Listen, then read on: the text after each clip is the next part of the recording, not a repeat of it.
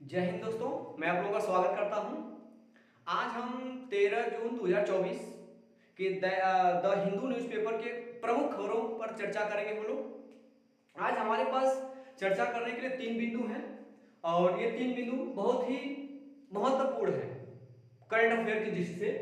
और देखिए, पहला जो बिंदु है उस बिंदु का देखिए नाम है मंगल पर नए क्रेटर। दूसरा बिंदु आपको मिलेगा G7 कार्यक्रम में पीएम मोदी जो है हमारे भाग लेंगे। इसके बाद तीसरा है N2O रिपोर्ट, मतलब नाइट्रस ऑक्साइड रिपोर्ट। इन तीनों बिंदुओं पर हम बेसिकली बात करेंगे आज। और सबसे जो महत्वपूर्ण खबर है वो हमारे लिए पहला बन जाता है मंगल पर नए क्रेटर। इसमें एक शब्द यूज हुआ, देखिए क्रेटर। देखिए कि जो क्रेटर है ये गजब का शब्द है। क्रेटर शब्द आपको लग रहा होगा, लेकिन आपके दैनिक जीवन में बहुत सारे क्रेटर देखने को छोटे मिले होंगे। जैसे कि आप कोई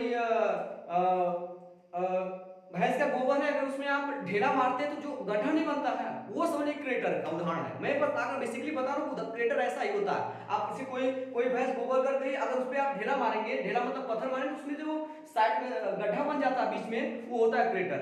हूबहू इसी की तरह आपको मंगल ग्रह पे 3 नए क्रेटर मिले हैं। एक और इसका उदाहरण मिलेगा, गांव घर में जब वर्षा होती है तो वर्षा होने के दौरान क्या होता है, देखते हैं आप लोग को पानी इकट्ठा हो जाता है। इकट्ठा होने के बाद उसमें सारी मिट्टियां जो इधर से बह बह के इकट्ठा हो जाती है। अब उसमें मिट्टी का जो लेयर काफी नरम हो जाता है, जब पानी सूखता है तो ऊपर ऊपर की जो मिट्टी का लेयर काफी नरम होता है। उसमें जब बच्चे क्या करते हैं, ढेला मारते, देखिए फिर वहां पे भी आपको एक क्रेटर जैसा आकृति बनती हुई दिखाई देती है, वो सब क्रेटर। बस उसी प्रकार अब मंगल ग्रह पे कौन ढेला मारने गया, ऐसे सोचेंगे आपकी, तो ढेला वहां पे नहीं, वहां पे ढेला गिरा, इसको बोलते हैं उल्का पिंड। अब उल्का पिंड कहां से आते हैं, एस्ट्रॉइड जो होते हैं, ये क्या होते हैं कि मतलब कि अंतरिक्ष में ये घूमते रहते हैं, कभी किसी ग्रह से टकराते हैं। और उसी प्रकार के तीन नए क्रेटर देखने को मिले हैं और उन 3 नए क्रेटरों पर हम बात करेंगे। और सबसे महत्वपूर्ण बात देखिए दोस्तों, आज इस बात पर चर्चा करेंगे कि जो क्रेटर 3 नए मिले हैं उसमें से जो तीनों की तीनों क्रेटर हैं वो हमारे भारत द्वारा खोजे गए हैं। और सबसे महत्वपूर्ण बात, उनका नाम भी हमारे भारत के वैज्ञानिकों द्वारा दिया गया है। और उससे बड़ी खबर है कि उसमें से एक क्रेटर जो है हमारे यूपी के एक जिले के एक कस्बे के नाम पर रखा गया है, शहर के नाम पर रखा गया है। और एक जो है आपका जो नाम रखा गया है वो नाम रखा गया है बिहार के कस्बे के नाम पर रखा गया। और तीसरा जो है वो एक निदेशक है PRL के, अभी बात करेंगे PRL क्या है, जो संस्था इसको खोजी गई है, उन्हीं के एक कार्यकर्ता थे, निदेशक थे, उन्हीं के नाम पर रखा गया। तीनों के तीनों बहुत महत्वपूर्ण करंट अफेयर की दृष्टि से आज इन्हीं पर बात करेंगे। तो मैं उम्मीद करूंगा कि ये जो आज के क्वेश्चन, आज का जो मैं मतलब जिन बातों को मैं चर्चा कर रहा हूं कि आने वाले समय में जो भी पेपर होगा उस पेपर में करंट अफेयर में जो क्वेश्चन आएगा उसमें से एक क्वेश्चन यहाँ पे आपको देखने को मिलेगा निश्चय है। देखिएगा, हाल ही में भौतिक अनुसंधान प्रयोगशाला, जिसे बोलते हैं PRL फिजिकल रिसर्च लेबोरेटरी जो बोला जाता है, जिसकी स्थापना हुई है 11 नवंबर। कब है भाई, 11 नवंबर 1947 को स्थापना हुई। जो इसकी स्थापना जो होती है श्री विक्रम साराभाई के द्वारा किया गया है इसकी स्थापना। वर्तमान में जो इसके अध्यक्ष हैं, इसके निदेशक हैं वो अनिल भारद्वाज जी हैं। अनिल भारद्वाज इसके निदेशक वर्तमान में। लेकिन जो दिया गया देखिएगा, अब 3 नए क्रेटर कौन कौन से, मैंने क्रेटर के बारे में आपको बता दिया। अब देखिएगा, अब अंतरराष्ट्रीय खगोल संघ के द्वारा ये जो नाम दिया गया है, अंतरराष्ट्रीय खगोल संघ के द्वारा मंजूरी भी दी गई कि आप ये नाम रख सकते हैं। ये अंतरराष्ट्रीय खगोल संघ क्या है, एक बात मैं बताना भूल गया, जो PRL है इसका जो मतलब कि ये अवस्थित है कहां पर, ये गुजरात के अहमदाबाद में अवस्थित है। अब दूसरी, इन्होंने खोजा है और नाम को मंजूरी किसके द्वारा दी गई है, वो दी गई है अंतरराष्ट्रीय खगोल संघ द्वारा। आप देख रहे हैं अंतरराष्ट्रीय खगोल संघ, जिसे बोलते हैं इंटरनेशनल एस्ट्रोनॉमिक यूनियन। अंतरराष्ट्रीय खगोल संघ मतलब इंटरनेशनल एस्ट्रोनॉमिक यूनियन के द्वारा ये मंजूरी दी गई है कि आप नाम रख सकते हैं। अब बात करते हैं नए 3 क्रेटर कौन कौन से हैं, इनकी विशेषता क्या है और क्या क्या है। देखिएगा, लाल क्रेटर, देखिए आप लाल क्रेटर का नाम लाल क्रेटर क्यों रखा गया, हम बात करते हैं आगे। ये प्रसिद्ध भारतीय भौतिकविद देवेंद्र लाल थे, जो 1972 में निदेशक बने और 1983 थे। उन्हीं के नाम पर लाल क्रेटर रखा गया है। हमारे एक प्रसिद्ध भारतीय भौतिकविद कौन है? देवेंद्र लाल, उन्हीं को रखा गया है, के नाम पर रखा गया है, जिसकी चौड़ाई, ये जो लाल क्रेटर है, इन तीनों में सबसे बड़ा क्रेटर है, इन तीनों में सबसे बड़ा क्रेटर कौन है? लाल क्रेटर, ठीक है। और इसकी चौड़ाई 65 किलोमीटर, सुन लीजिएगा। अब एक इतना ढेरा मारते कितना गड्ढा बनता, अब 65 किलोमीटर चौड़ा है, वो कितना बड़ा मतलब पत्थर गिरा होगा, समझ रहा। अब हम बात करेंगे कि जो ये चीज है, थोड़ा सा देखिएगा, तो देवेंद्र लाल के नाम पर रखा गया है, जिसकी चौड़ाई 65 किलोमीटर है। तो ये मैं बीच में लाल क्रेटर कर दे रहा हूं, क्यों रखना बीच की बात हम चर्चा करेंगे। देखिए दूसरा है मुर्सान क्रेटर। क्या है? मुर्सान, इसका नाम मुर्सान क्रेटर, लेकिन देखिएगा ये मुर्सान क्या है? मुर्सान का यूपी का एक शहर है। ये क्वेश्चन आप इसको थोड़ा सा 2-3 बार रिवाइज करेगा कि मुर्सान क्रेटर हाल ही में किस क्रेटर का नाम मुर्सान क्रेटर क्या है, किस राज्य से संबंधित है? तो आपका यूपी का एक शहर जिसका नाम है मुर्सान, उसी के नाम पर मुर्सान क्रेटर रख गया। इसके बाद ये जो क्रेटर दिखेगा, ये क्रेटर जो है इसकी चौड़ाई 10 किलोमीटर है, लेकिन लाल क्रेटर के पूरब दिशा में इसकी चौड़ाई यहाँ पे लाल क्रेटर है। और यहाँ पे आपकी जो है इसकी चौड़ाई 10 किलोमीटर, इसकी चौड़ाई आपकी होगी 65 किलोमीटर, और इसके पश्चिम में तीसरा क्रेटर है जिसका नाम है हिल्सा क्रेटर।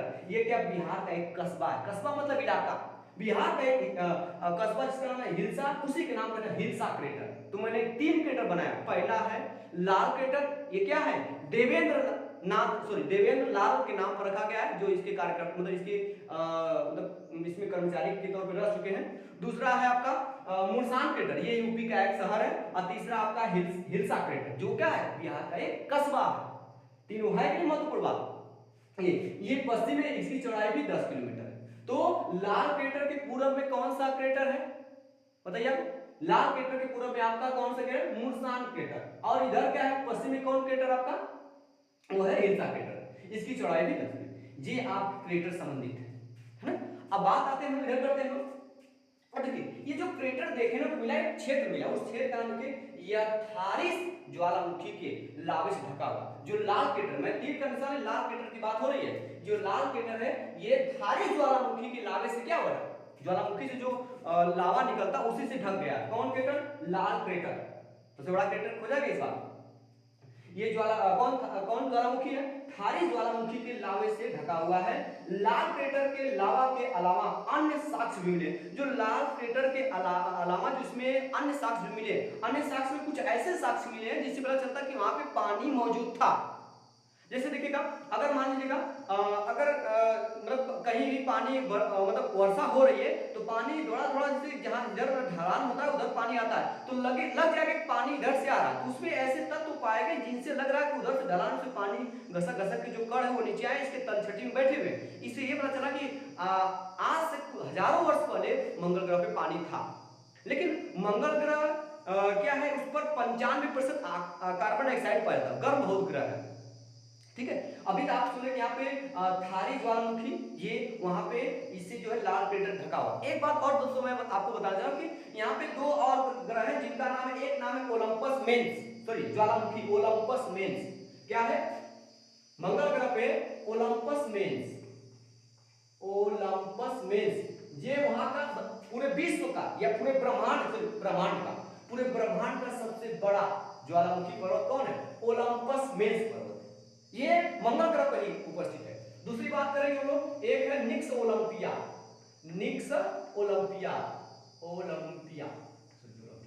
पहला हो गया ओलंपस मेंस जो पूरे ब्रह्मांड का सबसे बड़ा ज्वालामुखी पर्वत है, और दूसरा आपका निक्स ओलंपिया, ये सबसे ऊंचा ज्वालामुखी पर्वत। बड़ा ऊंचा में अंतर होता है, बड़ा में एरिया बड़ा रहेगा, ऊंचाई में हाइट बड़ा रहेगा आपका।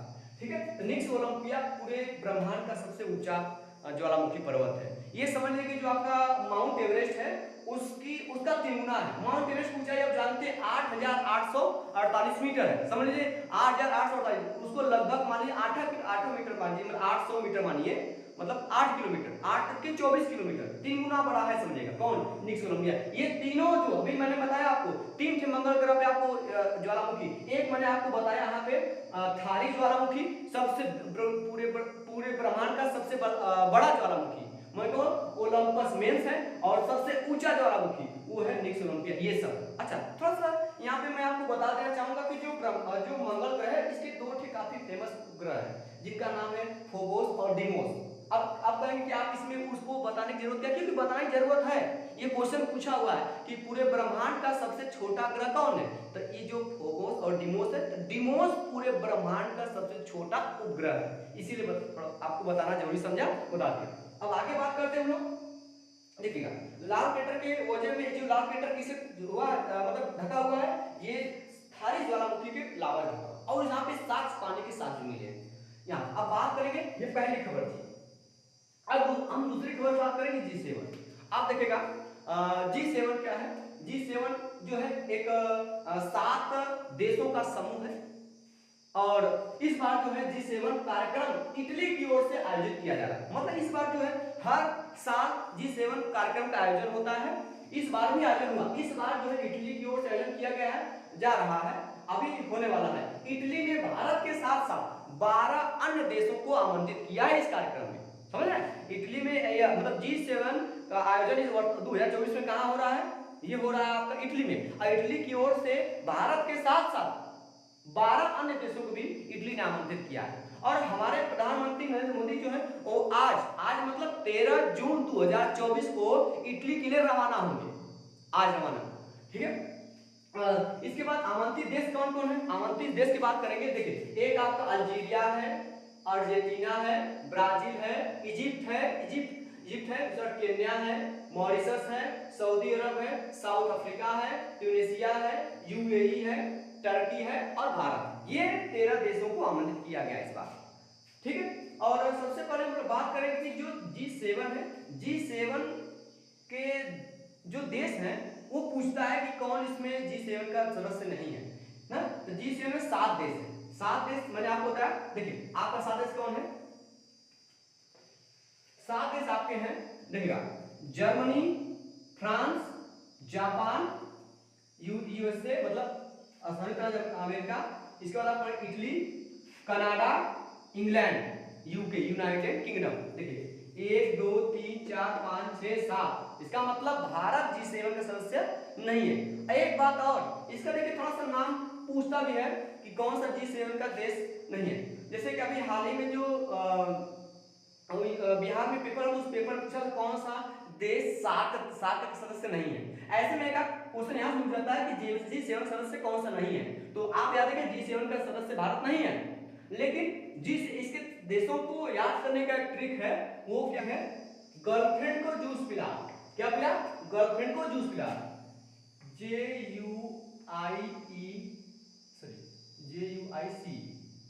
गर्लफ्रेंड को जूस पिला, है ना। देखिएगा पहला आपका है Germany, France, Japan, UAE, Italy, Canada और इंग्लैंड, हो जाएगा। फिर से बदलते हैं, Germany, France, Japan, UAE, Italy, Canada और इंग्लैंड, ये मतलब यूनाइटेड किंगडम। ये 7 देश आप ऐसे भी याद करें, चाहे आपको नाम लिखा गया वहां से याद कर लिए, ठीक है। अब हम बात करेंगे ग्रुप G7 या ग्रुप ऑफ 7। देखिए थोड़ा सा इसके बारे में चर्चा करेंगे। जो G7 है ये पहले G8 हुआ करता था। G8 का मतलब कोई एक और देश हुआ करता था, उस देश का नाम था आपका लिखेगा रूस। क्या नाम था, रूस। देखिए जो ये जो स्थापना हुआ था, इसका स्थापना 1975 में हुआ, लेकिन 1997 में रूस शामिल हुआ, 1997 में रूस शामिल हुआ, लेकिन 2014 में से बाहर निकाले। रीजन क्या था कि इसने जो क्रीमिया पर अधिग्रहण कर लिया, क्रीमिया के कुछ भागों को अधिग्रहण कर लिया था, इसीलिए G8 के सदस्यों ने इसको रूस को बाहर कर दिया। तब फिर 2014 के बाद से इसका नाम G7 हो गया है। तो G7 क्या है, इसमें मोदी जी को आमंत्रित किया गया है, हमारे प्रधानमंत्री जी, ये 5वीं बार आमंत्रित किया गया, समझ लीजिए। अब हम बात करेंगे, हम तीसरी खबर पे आते हैं। तीसरी खबर देखिए क्या आपका N2O मतलब नाइट्रस ऑक्साइड। तीसरी खबर आपकी नाइट्रस ऑक्साइड, जिसे बोलते हैं लाफिंग गैस। अब ये खबर चर्चा में क्यों आई है, हम ये जो N2O है इस बात पर चर्चा करेंगे कि N2O क्यों चर्चा में चल रहा है। लाफिंग गैस है ये जो बेटा, इसमें जो इस खबर में एक डेटा है जिसका नाम इस खबर में एक डेटा जिसका नाम है आपका अर्थ सिस्टम, ठीक है, अर्थ सिस्टम साइंस। क्या नाम है, earth system science. Earth system science इसका नाम, अर्थ सिस्टम साइंस इसका नाम है। इसके द्वारा एक रिपोर्ट जारी किया गया और ये रिपोर्ट जो है, ये रिपोर्ट बेसिकली N2O पर है, N2O पर बात कर रहा है। हम बात करेंगे इस रिपोर्ट के अनुसार क्या कहा गया कि भारत N2O का विश्व का, समझ रहे, भारत N2O मतलब नाइट्रस ऑक्साइड के उत्सर्जन में विश्व का दूसरा सबसे बड़ा उत्सर्जक देश है।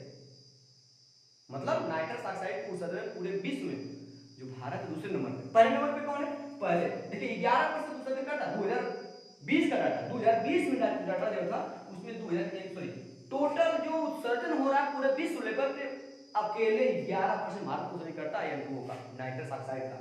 और बात करेंगे पहले नंबर पे आपका चीन 16% के साथ चीन आपका उत्सर्जन करता है। अब देखिएगा हम बात करेंगे, देखिएगा वैसे तो हमारे जो वायुमंडल में सबसे ज्यादा आपका जो है नाइट्रोजन है, लेकिन इसमें जो चिंता का विषय है वो CO2 कार्बन डाइऑक्साइड वायुमंडल में, इसकी मात्रा नाइट्रस ऑक्साइड से ज्यादा है, लेकिन इसको हम आसानी से कम समय में इसकी मात्रा को कम कर सकते हैं। लेकिन नाइट्रस ऑक्साइड की मात्रा अगर बढ़ जाएगी इसको खत्म करना बहुत समय लगेगा, मतलब ये बहुत अस्थायी रहता है, बहुत लंबे समय तक नाइट्रस ऑक्साइड रह जाता है इसकी अपेक्षा, ठीक है। जबकि नाइट्रस ऑक्साइड की मात्रा 1000 गुना कम है CO2 के लेवल में, कह सकते हैं CO2 का जो CO2 की मात्रा वो नाइट्रस ऑक्साइड की अपेक्षा 1000 गुना बेसी है, लेकिन फिर भी अस्थायी के मामले में आपका नाइट्रस ऑक्साइड मतलब ज्यादा हो जाएगा अस्थायी मामले में। अब बात करेंगे चेतावनी ने 4 देशों में मानवीय गतिविधियां से N2O के उत्सर्जन में 40% वृद्धि हुई, मतलब पिछले 4 दशकों में अब से लेकर 40% वृद्धि हो चुकी है नाइट्रस ऑक्साइड में, स्वास्थ्य के लिए हानिकारक है ये जी। तो ये आज की मुख्य खबरें थी जो बहुत ही महत्वपूर्ण थी, जिसमें ये जो आपका क्रेटर वाला है ये बहुत जबरदस्त क्वेश्चन है। बस आज के लिए इतना ही, धन्यवाद।